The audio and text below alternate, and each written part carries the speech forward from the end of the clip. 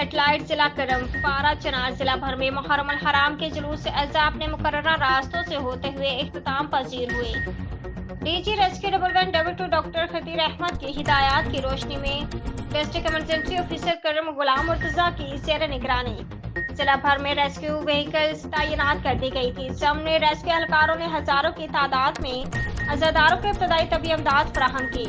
दूसरी तरफ additional deputy commissioner general Muazzam Khan समेत डिस्ट्रिक्ट इमरजेंसी ऑफिसर 1112 करम गुलाम मुर्तजा ने DHQ अस्पताल पारा चनार का दौरा किया, जहां पर मौजूद अज़ादारों की तीमारदारी की और सहूलियात की फरहमी का जायजा लिया।